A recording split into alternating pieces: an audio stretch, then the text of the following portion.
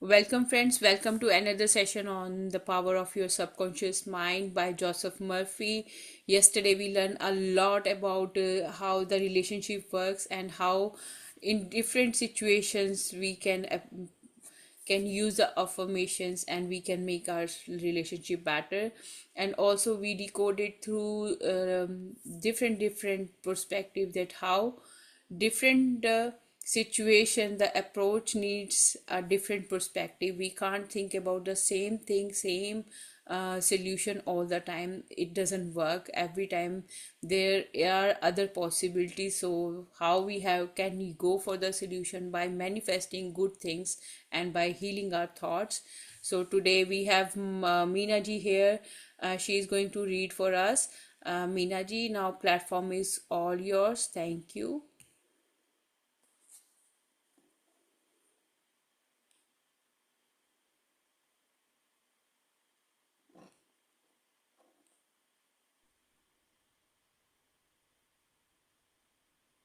Hey, good evening, everybody. A very warm welcome to you all. Atmavandan. So today we're going to start from page 150, and the section we'll be reading is called Profitable Pointers in Human Relations. Your subconscious mind is your subconscious mind is a recording machine that reproduces your habitual thinking. Think good of the other, and you are actually thinking good about yourself. A hateful or resentful thought is a mental poison. Do not think ill of another, for to do so is to think ill of yourself. You are the only thinker in your universe, and your thoughts are creative. Your mind is a creative medium. Therefore, what you think and fed about the other, you are bringing to pass in your own experience. This is a psychological meaning of the golden rule. As you would that others should think about you, think you about them in the same manner. To cheat, rob, or defraud another brings lack, loss, and limitation to yourself. Your subconscious mind records your inner motivations, thoughts, and feelings. When these are negative, loss, limitation, and trouble come to you in countless ways. What you do to the other, you are doing to yourself. The good you do, the kindness proffered, the love and good you send forth will all come back to you, multiplied in many ways. You are responsible for the way you think about the other. Remember, the other person is not responsible for the way you think about him or her. Your thoughts are reproduced. What are you thinking now about the other person? Become emotionally mature and permit other people to differ with you. They have a perfect right to disagree with you, and you have the same freedom to disagree with them. You can disagree without being disagreeable. Just as animals are able to pick up fear vibrations, many people are just as sensitive. The thoughts you believe are hidden are actually broadcast by your voice, your facial expressions, and your body language. This is true both for positive and negative thoughts. Your inner speech, representing your silent thoughts and feelings, is experienced in the reactions of others toward you. Wish for the other what you wish for yourself. This is the key to harmonious human relations. Change your concept and estimate of your employer. Feel and know he or she is practicing the golden rule and the law of love, and he or she will respond accordingly. Another person cannot annoy you or irritate you except if you permit him or her to. Your thought is creative. You can bless the other person. If someone calls you an insulting name, you have the freedom to reply, God's peace fills your soul. Love is the answer of getting along with others. Love is understanding, goodwill, and a respect for the divinity of the other. Have compassion and understanding for those whose negative conditioning has made them difficult and unpleasant. The divine spark is within them, just as it is within everyone. To understand all is to forgive all. Rejoice in the success, promotion, and good fortune of others. In doing so, you attract good fortune to yourself. Never yield to another's emotional scenes and tantrums. Appeasement never wins. Do not be a doormat. Adhere to that which is right. Stick to your ideal, knowing that the mental outlook that gives you peace, happiness, and joy is right, good, and true. What blesses you blesses all. All you owe any person in the world is love, and love is wishing for everyone what you wish for yourself: health, happiness, and all the blessings of life. How to use your subconscious mind for forgiveness. Life plays no favourites. God is life, and this life principle is flowing through you at this moment. As you read and think upon these words, God loves to express himself through you as harmony, peace, beauty, joy, and abundance. This is called the will of God, or the tendency of life. If you set up resistance in your mind to the flow of life through you, this emotional congestion will snarl up your subconscious mind and cause all kinds of negative conditions. God has nothing to do with the unhappy, chaotic conditions in the world. All these conditions are brought about by the negative and destructive thinking of our species. Therefore, it is a serious mistake to blame God for your trouble or sickness. Many persons habitually set up mental resistance to the flow of life by accusing and reproaching God for the sin, sickness, and suffering of mankind. Others cast the blame on God for their pains, aches, loss of loved ones, personal tragedies, and accidents. They are angry at God and they believe He is responsible for their misery. As long as people entertain such negative concepts about God, they will experience automatic negative reactions from their subconscious minds. What they fail to understand is that they are punishing themselves. They must see the truth, find release, and give up all condemnation, resentment, and anger against anyone or any power outside themselves. Otherwise, they cannot go forward into a healthy, happy, or creative activity. At the instant these people entertain a God of love in their minds and hearts, at the instant they believe that God is a loving Father who watches over them, cares for them, guides them, sustains and strengthens them, this concept and belief about God, or the life principle, will be accepted by their subconscious mind, and they will find themselves blessed in countless ways. Life always forgives you. The life principle holds a bottomless fund of forgiveness for you. It forgives you when you cut your finger. The subconscious intelligence within you sets about immediately to repair it. New cells build bridges over the cut. If you contract an infection from a harmful organism, life forgives you and sets about surrounding and annihilating the invader. If you burn your hand, the life principle reduces the edema and congestion and gives you new skin, tissue, and cells. Life holds no grudges against you. It is always forgiving you. Life brings you back to health, vitality, harmony, and peace. If you cooperate by thinking in harmony with nature, negative, hurtful memories, bitterness, and ill will clutter up and impede the free flow of the life principle within you. How she banished that feeling of guilt. Harriet G. worked late at the office every day. She often did not go home until after midnight. She expected that her superiors and co-workers would pat her on the back because she worked so hard. They didn't, since she was usually the only one who stayed so late. The others didn't even know about her unusual devotion. Meanwhile, her family life was in serious trouble. Her husband and 2 sons hardly knew what she looked like. When her younger son's little league team made the local playoffs, Harriet not only missed the game, she even forgot to ask who won.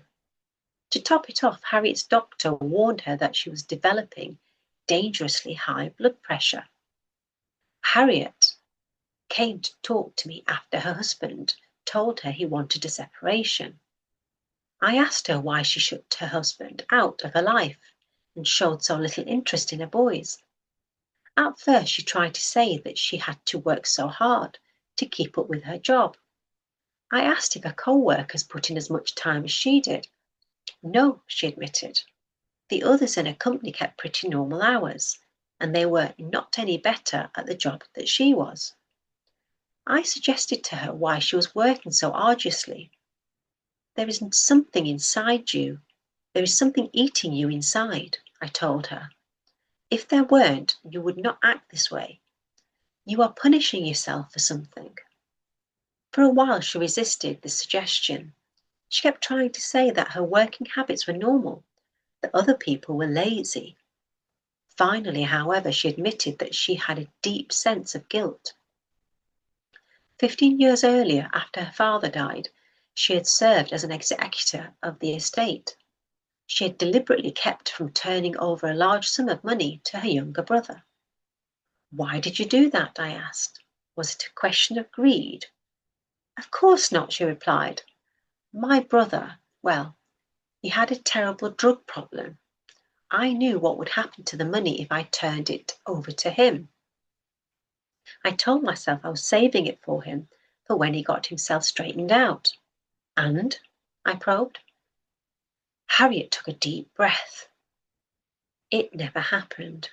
He killed himself. Maybe he didn't do it on purpose, but it came to the same thing. He was only 26. I keep thinking, what if I hadn't kept the money? Maybe he would have used it to go into some kind of rehab program. He might still be with us. It's my fault he's dead. I asked her, if you had it to do over again, what would you do? I don't know, she said, shaking her head. But I know I'd try harder to help my brother, instead of being down on him because he had a problem. But at the time, did you feel you were justified? I asked. Did you feel you were doing the right thing? Sure, she told me. But now I'm sure it was wrong. That money wasn't mine. So you would not do it now? No, I wouldn't, she replied. Her face grew stern. But that doesn't matter. I can never be forgiven for what I did. I stole from my only brother, and he died. It's only right that God should punish me. I deserve it. I explained to her that God was not punishing her. She was punishing herself. If you misuse the laws of life, you will suffer accordingly. If you put your hand on a naked charged wire, you will get a shock. The forces of nature are not evil. It is your use of them that determines whether they have a good or evil effect. Electricity is not evil. It depends on whether you use it to light up your home or give someone a fatal shock. The only sin is ignorance of the law, and the only punishment is the automatic reaction of other people's misuse of the law. If you misuse the principles of chemistry, you may blow up your workplace. If you strike your hand against a board, you may cause your hand to bleed. The board is not at fault. The fault lies with your misuse of it. Eventually, I helped Harriet realize that God does not condemn or punish anyone. All are suffering due to the reaction of her subconscious mind to her own negative and destructive thinking. What she needed was forgiveness. But the true meaning of forgiveness is to forgive yourself. Forgiveness is getting your thoughts in line with the divine law of harmony. Self-condemnation is called hell, bondage and restriction. Forgiveness is called heaven, harmony and peace. The burden of guilt and self-condemnation was lifted from her mind, and she had a complete healing. The next time she had a checkup, her blood pressure had become normal. The explanation was the cure. A murderer learned to forgive himself. Arthur O murdered a man in Europe many years ago. When he came to me, he was suffering from great mental anguish and torture. He believed that God must punish him for his terrible deed. I asked him what had happened. He explained that he had found out that the other man was having an affair with his wife. He had come upon them unexpectedly as he returned from hunting and shot the man in a moment of mad rage. The legal system did not take a very harsh view of his deed. He had to serve only a few months in prison. When he was released from jail, Arthur divorced his wife and emigrated to the United States. After several years, he met and married an American woman. He and his wife have been blessed with 3 lovely children. He has made a successful career in a field where he is in a position to help many people. His colleagues like and respect him. None of this seems to help. All this time later, he still blames himself for what he did. After hearing Arthur's story, I explained to him that scientists tell us every cell of our bodies is replaced every 11 months. Both physically and psychologically, he was no longer the same man who had committed murder, and he had not been for many years. Moreover, he had clearly transformed himself both mentally and spiritually. He was now full of love and goodwill for humanity. The person who committed the crime years before was long since mentally and spiritually dead. In refusing to forgive himself, Arthur was condemning an innocent man. This explanation had a profound effect upon him. He said it was as if a great weight had been lifted from his mind. He realized for the first time the inner significance of the following truth in the Bible. Come now, let us reason together, saith the Lord. Though your sins be as scarlet, they shall be as white as snow. Though they be red like crimson, they shall be as wool. From Isaiah 1-18. Criticism cannot hurt you without your consent. A school teacher named Ramona Kay came to me after a lecture. She told me that recently she had had to give a speech. Afterward, one of her fellow teachers sent her a note full of criticism. She said that Ramona spoke too fast, swallowed some of her words, and couldn't be heard. Her dictation was poor and her text rambled.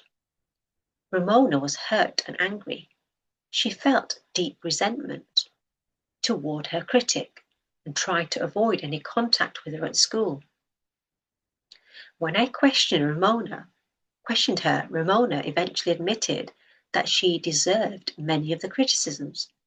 She was not experienced at speaking to an adult audience.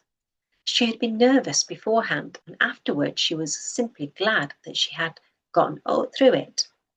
That was the reason she had been so wounded by her co-workers' criticisms. It was as if somebody had blasted a toddler for not running fast enough, when simply managing to walk was an amazing feat. As we talked, Ramona began to see that her first reaction had been childish. She came to agree that the letter was really a blessing and a much-needed corrective. She decided to perfect her lecturing skills by signing up for a course in public speaking at a nearby college. In the meantime, she called up the writer of the note to thank her for her interest and input. How to be compassionate. What if the letter Ramona received was totally incorrect? What if she had good reason to think that the criticisms it made of her speech were simply wrong? In that case, Ramona would have had to realize that something about her speech, whether its manner or its content, had upset the prejudices, superstitions, or narrow sectarian beliefs of the note's writer. The problem would lie not with her, but with the writer. To understand this is to take an essential first step toward compassion. The next logical step would be to pray for the other person's peace, harmony, and understanding. You cannot be hurt when you know that you are master of your thoughts, reactions, and emotions. Emotions follow thoughts, and you have the power to reject all thoughts that may disturb or upset you. Left at the altar. Some years ago, I was asked to perform a marriage ceremony at a nearby church. The young man did not appear. At the end of 2 hours, the would-be bride shed a few tears. She then said to me, "I prayed for divine guidance. This may be the answer to my prayer, for he never faileth." Her reaction was to restate her faith in God and all things good. She had no bitterness in her heart because, as she said, "Much as I longed for it, I think this marriage must have not been right action, because my prayer was for right action, not just for me, but for both of us." This young woman sailed serenely through an experience that might have sent another person into an emotional tailspin. Tune in with the infinite intelligence within your subconscious depths.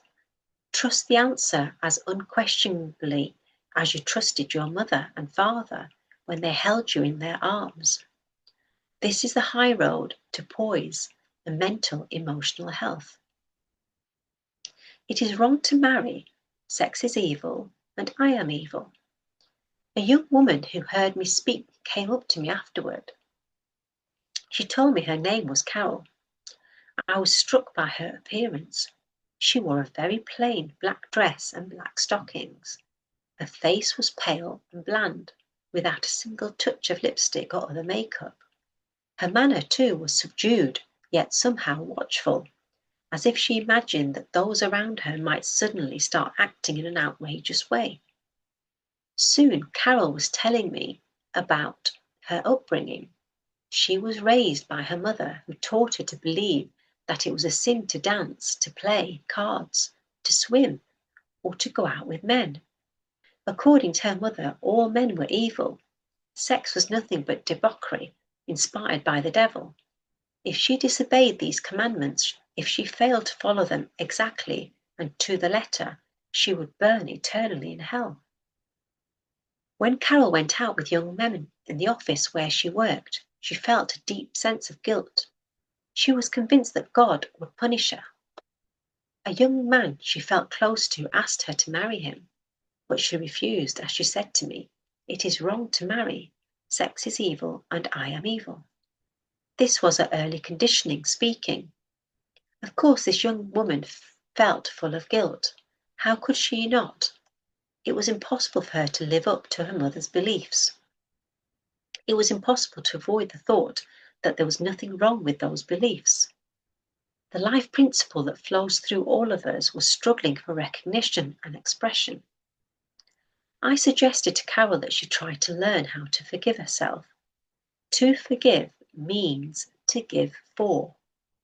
She had to give up all these false beliefs for the truths of life and a new estimate of herself. Carol came to me once weekly for about 10 weeks. I taught her what I have learned about the workings of the conscious and subconscious mind, just as I have set it forth in this book. As she gradually came to see that she had been brainwashed, mesmerized, and conditioned by an ignorant, superstitious, bigoted, and frustrated mother, she started to live a wonderful life. At my suggestion, Carol began to wear more attractive clothes. She visited the cosmetics department store for a free comprehensive makeover. She took dancing lessons and learned to drive. She also learned to play cards and to talk with young men. She broke away completely from her family and began to love and value life. As Carol discovered her inner nature, she began to pray for a companion by claiming that infinite spirit would attract her to her a man who harmonized with her thoroughly. One evening, as she left my office, a man was waiting to see me. I casually introduced them. 6 months later, they were married. They are still married and happy with one another. Forgiveness is necessary for healing. And when ye stand praying, forgive if ye have aught against any. By Mark 11:25. Forgiveness of others is essential to mental peace and radiant health. You must forgive everyone who has ever hurt you. If you want perfect health and happiness, forgive yourself by getting your thoughts in harmony with divine law and order.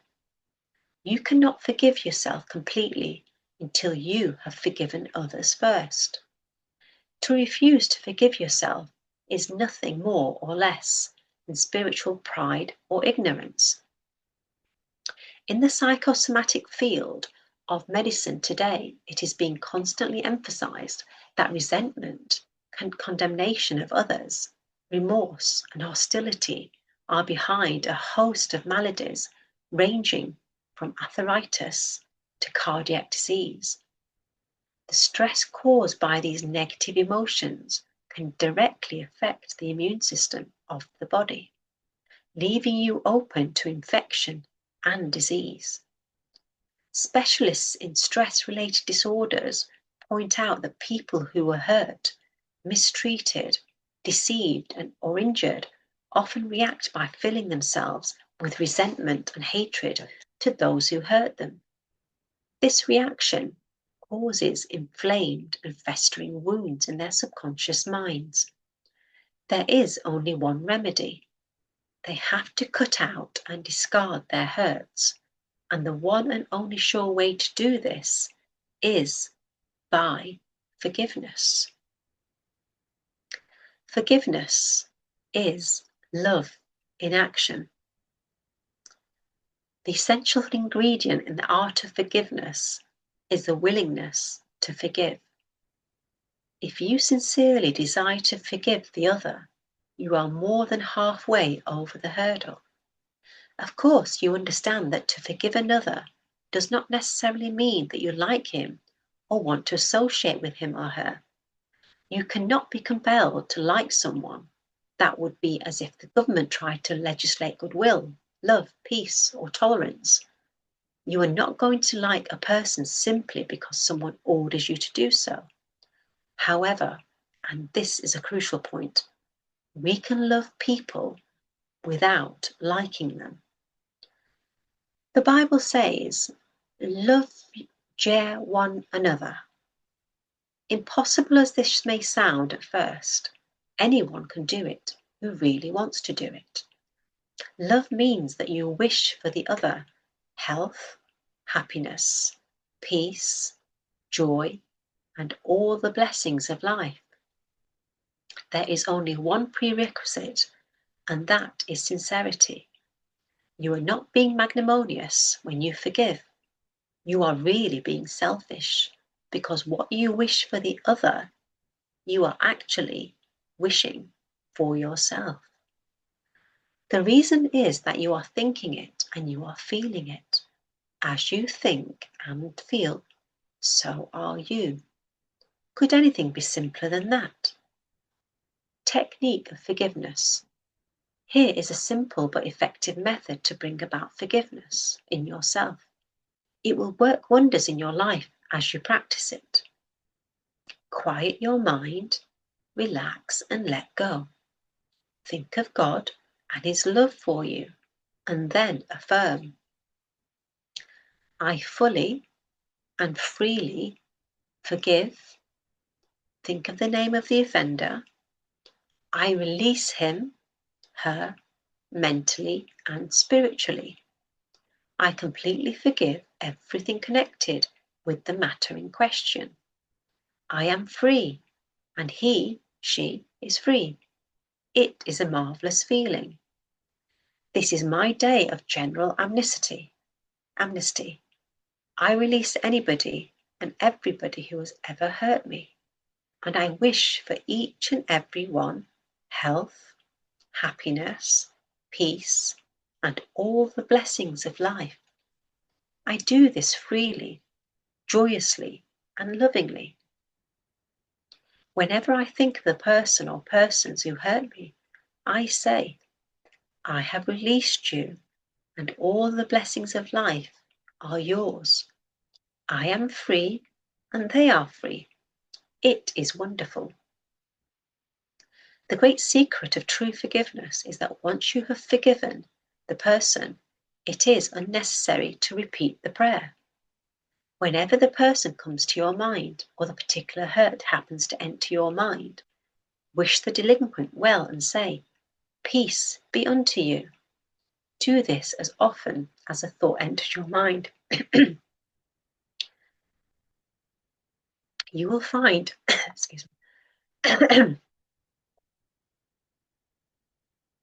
you will find that after a few days, the thought of the other person or experience will return less and less often until it fades into nothingness. The acid test for forgiveness. Prospectors and jewelers use what is called an acid test to tell if a metal is real gold or an imitation. Excuse me.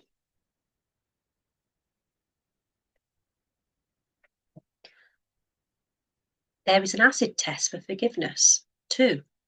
Imagine that I tell you something wonderful about someone who has wronged you, cheated you, or defrauded you. If you sizzle at hearing the good news about this person, the roots of hatred are still in your subconscious mind, playing havoc with you. Suppose you had a very painful dental procedure last year and you tell me about it now. If I ask whether you are in pain from it now, you would give me an astonished look and say, of course not. I remember the pain, but I don't feel it any longer. That is the whole story. If you have truly forgiven someone, you will remember the incident, but you will no longer feel the sting or hurt of it.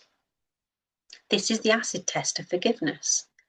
You must meet it psychologically and spiritually. Otherwise, you are simply deceiving yourself.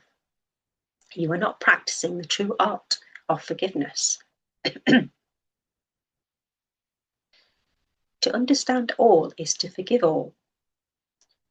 Once you understand the creative law of your own mind, you stop blaming other people and conditions for making or marring your life. You realize that your own thoughts and feelings create your destiny. Furthermore, you are aware that externals are not the causes and conditioners of your life and your experiences. To think that others can mar your happiness, that you are the football of a cruel fate, that you must oppose and fight others for a living, all these ideas reveal their destructive nature. Once you understand that thoughts are feelings, this principle is clearly set out in the Bible. For as a man thinketh in his heart, so is he. Proverbs 23:7. Summary of your aids to forgiveness. God or life is no respecter of persons. Life plays no favourites. Life or God seems to favour you once you begin to align yourself with the principles of harmony, health, joy, and peace. God or life never sends disease, sickness, accident, or suffering. We bring these things on ourselves by our own negative, destructive thinking. Based upon the law, as we sow, so shall we reap. Your concept of God is the most important thing in your life. If you really believe in a God of love, your subconscious mind will respond by bringing countless blessings to you. Believe in a God of love. Life or God holds no grudge against you. Life never condemns you. Life heals a cut on your hand. Life forgives you. If you burn your finger, it reduces the edema and restores the part to wholeness and perfection. Your guilt complex is a false concept of God and life. God or life does not punish or judge you. You do this to yourself by the subconscious effects of your false beliefs, negative thinking, and self-condemnation. God or life does not condemn or punish you. The forces of nature are not evil. The effect of their use depends on how you use the power within you. You can use electricity to kill someone or to light the house. You can use water to drown a child or quench his thirst. Good and evil come right back to the thought and purpose in a person's own mind. God or life never punishes. People punish themselves by their false concepts of God, life, and the universe. Their thoughts are creative and they create their own misery. If another criticizes you and these faults are within you, rejoice, give thanks, and appreciate the comments. This gives you the opportunity to correct the particular fault. You cannot be hurt by criticism when you know that you are master of your thoughts, reactions, and emotions. This gives you the opportunity to pray for guidance and to pray for and bless the other, thereby blessing yourself. When you pray for guidance and right action, take what comes. Realize it is good and very good. Then there is no cause for self-pity, criticism, or hatred. There is nothing good or bad, but thinking makes it so. There is no evil in the desire for food, sex, wealth, or true expression. It depends on how you use these urges, desires, or aspirations. Your desire for food can be met without killing someone for a loaf of bread. Resentment, hatred, ill will, and hostility are behind a host of maladies. Forgive yourself and everybody else by pouring out love, life, joy, and goodwill to all who have hurt you. Continue until such time as you can meet them in your mind and know what that you are at peace with them. To forgive is to give something for. Give love, peace, joy, wisdom, and all the blessings of life to the other, until there is no sting left in your mind. This is the acid test of forgiveness. If someone has hurt you, lied about, and vilified you, and has said all manner of evil about you, is your thought of that person negative? If so, you have not yet forgiven. The roots of hatred are still in your subconscious mind, playing havoc with you and your good. The only way to wither those roots is with love. Wish for the person all the blessings of life. This is the meaning of forgive until 70 times 7. How your subconscious removes mental blocks. What can you do if you are faced with a difficult situation and you cannot see your way clear? The solution lies within the problem. Every question implies its own answer. The infinite intelligence within your subconscious mind knows all and sees all. It has the answer and is revealing it to you now. But you must listen. You must follow the urgings of your subconscious mind with perfect confidence. Once you achieve this new mental attitude that the creative intelligence within you is bringing about a happy solution, you will find the answer you seek. Rest assured that such an attitude of mind will bring order, peace, and meaning to all your undertakings. How to break or build a habit. We are all creatures of habit. Habit is a function of our subconscious minds. We learn to swim, ride a bicycle, dance, and drive a car by consciously doing these things over and over again until they're established tracks in our subconscious minds. Then the automatic habit action of the subconscious mind took over. This is sometimes referred to as second nature. That is the reaction of the subconscious mind to the thinking and acting that makes up our first nature. If we create our own habits, it follows that we are free to choose good habits or bad habits. If you repeat a negative thought or act over a period of time, you will place yourself under the compulsion of a habit. The law of your subconscious is compulsion. How he broke a bad habit. When Bob J came to me, he was dosed to despair. I've lost my job, my wife, and my family to drink, he told me. My wife won't even speak to me on the phone. She won't let me see our daughter. I don't know where to turn. Have you tried to stop drinking? I asked. Of course I have, he said, lots of times, and I have stopped too for a little while. Then I get an uncontrollable urge, and the next thing I know, I'm coming off a 2-week bender. It's terrible. Time and again, these experiences had occurred to this unfortunate man.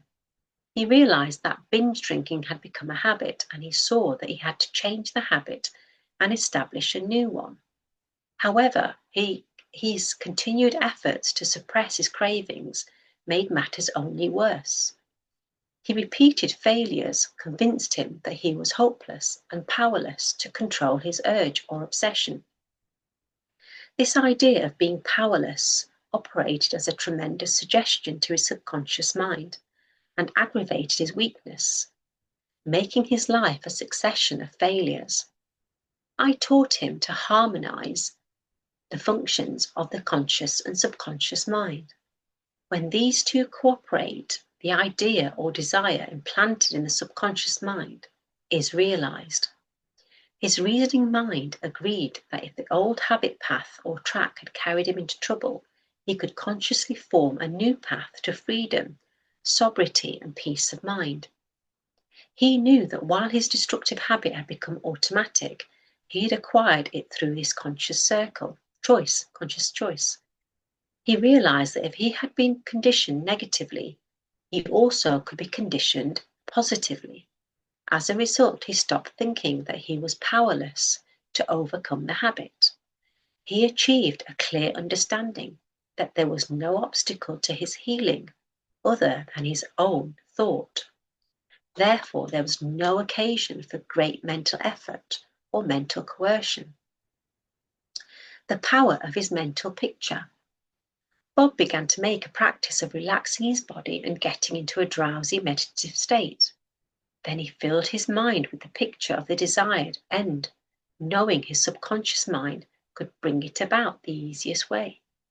He imagined his daughter giving him a welcoming hug and saying, "Oh, Daddy, it's so wonderful to have you home again." Regularly, systematically, he sat down and meditated in this way. When his attention wandered, he made it a habit to immediately recall the mental picture of his daughter with her smile and the scene of his home enlivened by her cheerful voice. All this brought about a reconditioning of his mind. It was a gradual process. He kept it up. He persevered, knowing that sooner or later he would establish a new habit pattern in his subconscious mind. I told him that he could liken his conscious mind to a camera, that his subconscious mind was a sensitive plate on which he registered and impressed the picture. This made a profound impression on him. His whole aim became to firmly impress the picture on his mind and develop it there. Films are developed in the dark. Likewise, mental pictures are developed in the dark room of the subconscious mind. Focused attention. Bob understood that his conscious mind was like a camera, so he used no effort. There was no mental struggle. He quietly adjusted his thoughts and focused his attention on the scene before him until he gradually identified with the picture. He became absorbed in the mental atmosphere, repeating the mental movie frequently. There was no room for doubt that healing would follow. When there was any temptation to drink, he would switch his imagination from any thoughts of drinking bouts to the feeling of being at home with his family. He was successful because he confidently expected to experience the picture he was developing in his mind. Today he's sober, reunited with his family, successful in his career, and radiantly happy. She said a jinx was following her. For the last 3 months I've been running into one roadblock after another. I really think I've got a jinx following me. Ruth B. was the founder of a firm that handles billing and record keeping for professionals. Her company was very successful at first, but then something changed. I don't get it, she told me. Suddenly it's as if all the doors that were opening to me are jamming shut. Time after time, I bring potential clients right to the point of signing on the dotted line. Then at the 11th hour, they back out. What's going on? How? How long have you had this problem? I asked. Like I said, about 3 months, she replied. Since the middle of April. Curious, I asked, what makes you so sure about the date? Did anything in particular happen then? She scowled. You better believe it. I was making a pitch to a certain orthodontist. I'm not going to say his name, but if your kid has braces, you probably know him. I laid it all out. I showed him how much time and effort and money he'd save if my outfit handled all his clerical scut-work. He saw the sense of it and made a verbal commitment. But when I mailed the contract, first he stalled, then he backed out. I was fit to be tied. And after that, I probed. It started happening over and over. Ruth said. For a moment she covered her eyes. I'm jinxed. There's no other explanation. Yes, there is, I told her. I explained that her irritation and resentment toward the orthodontist had given her a subconscious belief that other prospective clients would also back out on her. This belief set up a pattern of frustration, hostility, and obstacles. She gradually built up in her mind an expectation of last-minute cancellations. Once this was impressed upon her, her subconscious mind, it began to bring about the conditions she dreaded, and each successive failure strengthened the conviction that she was doomed to fail. She had established a vicious circle. As we continued to talk, Ruth began to see that the trouble was in her own mind. She realized that the cure was to change her mental attitude. She began to meditate in this manner. I realize I am one with the infinite intelligence of my subconscious mind, which knows no obstacle, difficulty, or delay. I live in the joyous expectancy of the best. My deeper mind responds to my thoughts. I know that the work of the infinite power of my subconscious cannot be hindered. Infinite intelligence always finishes successfully whatever it begins. Creative wisdom works through me, bringing all my plans and purposes to completion. Whatever I start, I bring to a successful conclusion. My aim in life is to give wonderful service, and all those whom I contact are blessed by what I have to offer. All my work comes to full fruition in divine order. She repeated this prayer every morning before going to call on her customers. She also prayed each night before going to sleep. In a short time, she had established a new habit pattern in her subconscious mind. Soon she was once again successful in convincing prospective clients to sign up with her company. All thought of being the victim of a jinx was forgotten. Okay, thank you, Babaji and all our divine masters. Thank you so much, everybody. Thank you very much, Meena ji, for doing the reading part for us. And what is your reflection from today's topics? Do you know there was a point where actually I stopped because I thought I was reading the Unified book? That there were some sentences today that have actually mirrored what we have learned. So I was in awe, thinking, oh my God, is this really Joseph's words, or are they what Babaji's taught us? I couldn't believe the similarity. I don't know whether you thought that. For example, the section on forgiveness. Baba teaches us the word forgiveness is forgiving love. So I know Joseph said that in a roundabout way, but that was there. And then all of God's qualities that we learn have been mirrored here. Joseph is saying all the divine qualities of God.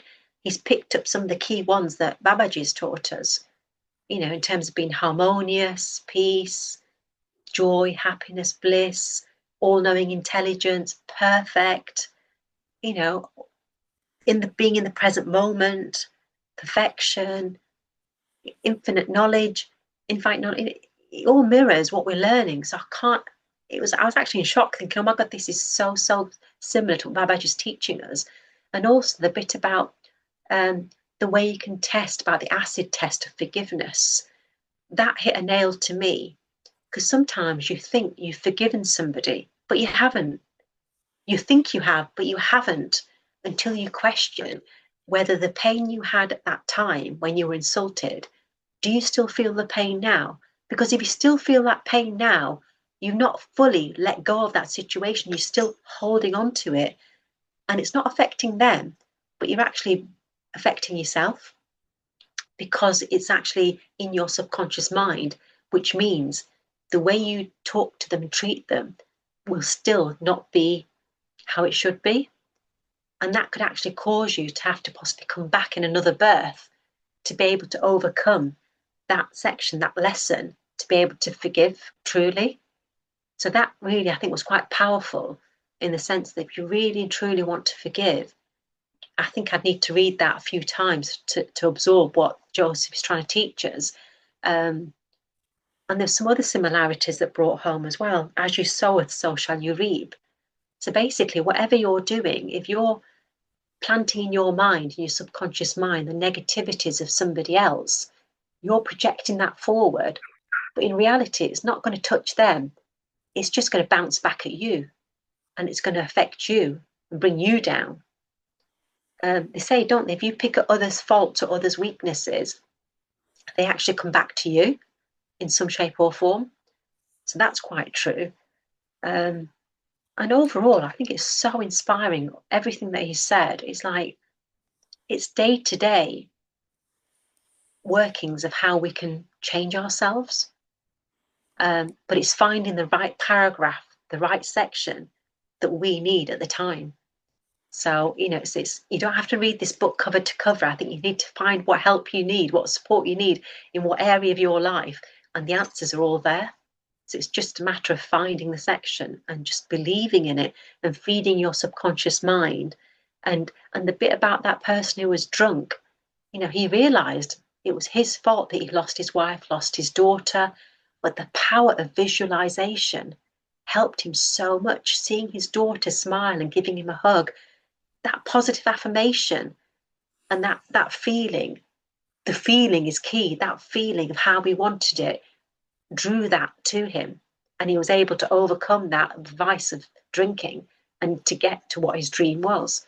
So I think also, we learn that through the Unified course. You've got to feel God's love. You can feel God's love, then everything else is second nature. It's just there for you.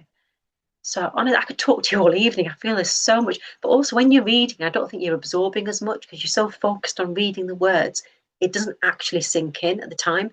So to really absorb this, I think you need to read it yourself in your own timing to allow the words to absorb and you to get the light bulb moments. Actually, Joseph is referring to this that happened in my life. I can relate to it now. The bit about forgiveness, I've had issues like that have been held on to grudges. Babaji tells us not to hold grudges. Joseph was saying the same thing, in terms of if you've not forgiven somebody, that's the acid test. If you still feel that pain when that incident happened, say 10, 20 years ago, you still feel that pain, you've not let go of that situation, and that past will haunt your present and your future. So you've got to remain in the present and realize that that pain's not there anymore. So I better give you a chance now, Monica. I could go on for hours. So thank you once again. I love this book, as I say every day. Thank you so much, Meena. But the reflection is also we need to discuss it because sometimes the when we do readings, some people are not interested in that part, but they are interested in the summary that what we just grasp from this book. The things today means everything. When you were talking, I was like, oh, unified book. Oh, unified. That same thinking is coming, and where it is mentioned means like peace, harmony, and respect. Baba and free will. That what Babaji is keep telling us. Free will, and even I understand that when I start unified course first time, then it came in my notice. Before it was not. I was not that much aware, to be frank. I won't lie about it. And then I understood, like, I don't have that kind of attachment with that things, but the forgiveness is still missing, right? And with that, or like we are doing in all the unified courses, we are sending love to people, asking for forgiveness, and we are creating this peace and harmony, where Babaji mentioned you don't need to be there physically, but you need to declutter your subconscious mind, because there is nothing wrong with that person. There is that pain you are holding within yourself. You are not allowing yourself to heal. And also how forgiveness and gratitude change your life a lot. Like you already mentioned, cover up all the things, and you covered it very beautifully. And the man example was outstanding, and the another one, the prisoner one, the Mm, person who killed someone, like mm, this is a deep thing which affects your soul on a very deeper level, that I did something very wrong. You go in mm, that guilty phase, but mm, how you can overcome.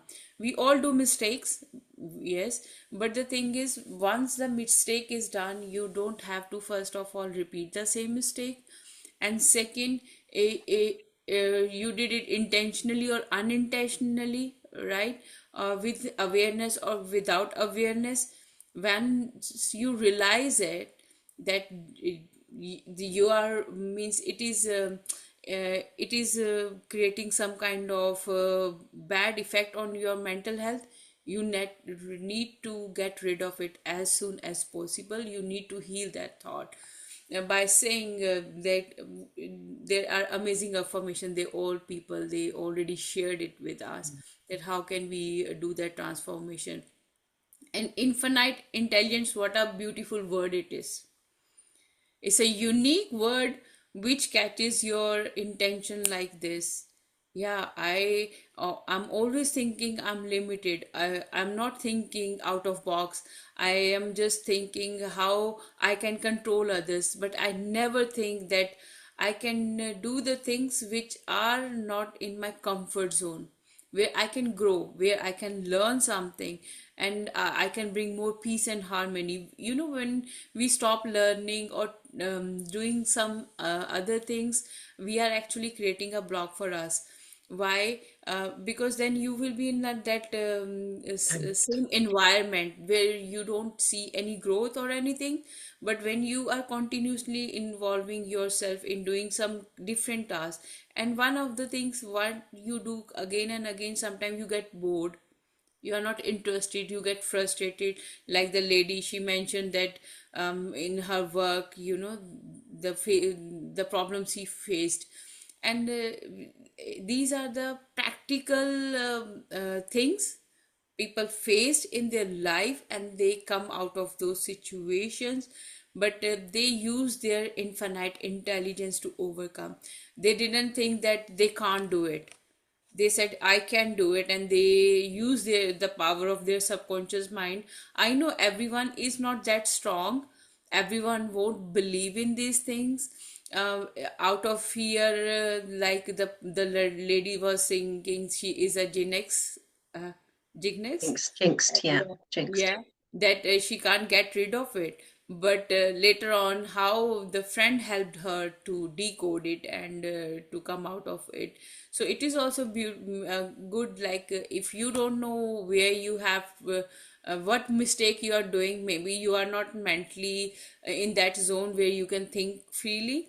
You can ask someone for help. Like Babaji gave us this, that if you see someone is suffering, you can interfere with them, you can talk to them, and you can cleanse their aura and from uninvited influences. And you can also, without telling them, you can pray for them. How beautiful it is that no one knows I'm doing prayer for them, Mm, right? And forgiveness is very important for bringing peace to your life.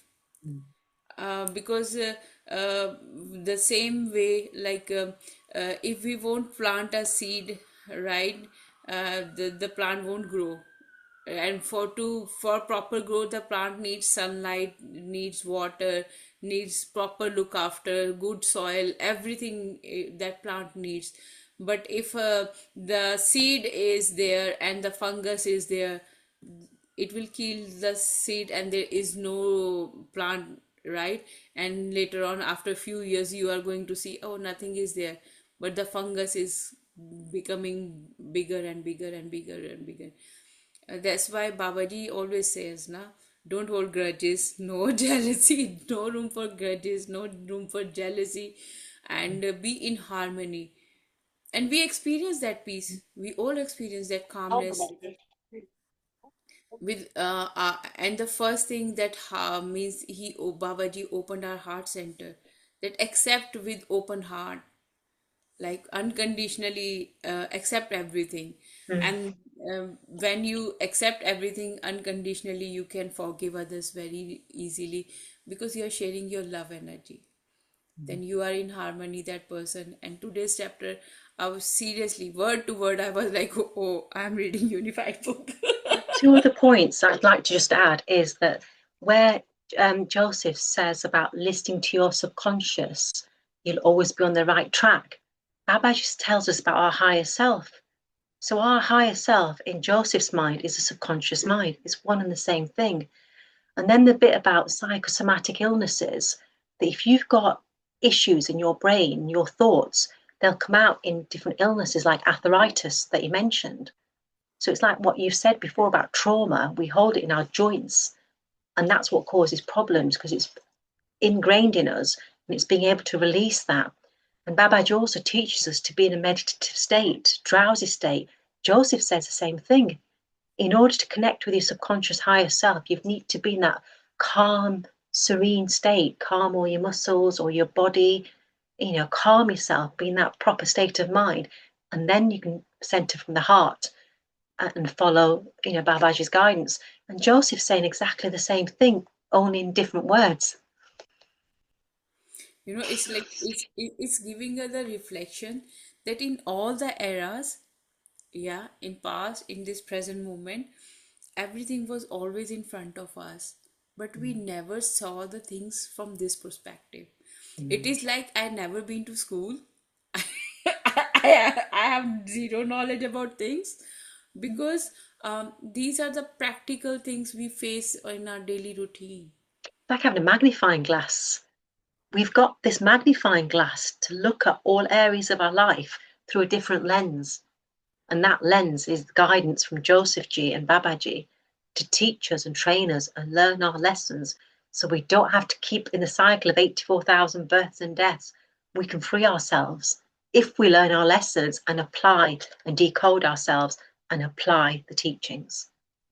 You know, today in the morning, the message we got from Jesus: decode your soul, do the soul search. And this is the same thing. Means like shocked, like, it is like Babaji is saying, okay, you won't understand your own mind. Let me give you different people's experience. Mm, Read this, then you will understand from where you are coming, what I'm trying to explain you. mm, Because so many times there are people who try to help us, but we take them other way around. Because my mindset is, I don't know, it is means truth or means false. They said that if a person don't like you, whatever you will say in that person's favor, even though they don't accept it, but I think criticism is very good thing. It gives you the chance to become a better person, better, because there are so many things which you can't see, but the person who is criticizing you, you need to take the criticism as a compliment. The gratitude, you bring that in my notice, mm. right? So Shake their I, hands, hats off for yeah, being so yeah, honest and open, yeah, to yeah. spending your time, energy, effort telling me where I'm going wrong. So don't take it negatively, take it as a positive. That's your learning steps of where you need to improve. So in a And way, then Joseph is like Babaji. He's like actually taking all the questions, listening to people, probing them, and saying, have you seen it in this light? Have you tried this? Have you used these affirmations? That's how it seems, isn't it? Joseph is playing the role of Babaji and saying, this is what you need to do. that means, it give us that idea is, it is not and also, like, it is not just happening with you, it is happening with everyone. But we all have that free will to change our life. What I'm doing in this movement will affect my next movement, right? What I'm doing in this present moment, it will, if going to affect my next seconds. But we never think that way. We think about, we go reverse, we go backward rather than going forward or staying in present Stuck. moment. Stuck. We're stuck in the past. We Yeah, that. rethink everything in the past that affects your present and disturbs your future, rather than put a line in the sand saying, actually, hold on, that's gone now. Let it go, let it be. There's a song like that, and let it go. Yeah, that's why Babaji mentioned, na, live in a present moment. He says you are living in this moment. You are not breathing in next moment. You are not breathing in the tense. You are not breathing in the future tense. You are breathing in the present tense. So it this Babaji's wording is always in my mind, that you are not breathing in past tense, you are not breathing in future tense, you are breathing in the present tense. So when I am breathing in the present tense, so I have to show gratitude in the present tense. I have to be in peace and harmony in this present moment, and I have to heal my soul, so that my all the organs, my entire body will say thank you. Thank you. You are taking good care of me. You're like, even nowadays we are doing mental, physical, and emotional health, Mm, right? mm, It mm, is the same thing we are reading here, mm, that it is affecting you mentally, physically, and mm, emotionally. mm, That's why you have that fear and other things stored in your body. mm, mm. And You give move blessings to yourself everybody, even if emotionally. they've hurt you. Give your blessings to them, because what you outwardly portray will automatically come back to you. Whereas if you hold, it's like an eye for an eye, tooth for a tooth. They did that to me. If I do that back to them, there's no difference between me and you. If a dog barks at me and I bark back, what's the difference between me and that person? It's stepping back, isn't it? It's pulling yourself out of that situation and seeing yourself as a witness in that scenario, and then putting yourself in saying, this is how I should act, not I be took swamped by that action at the time.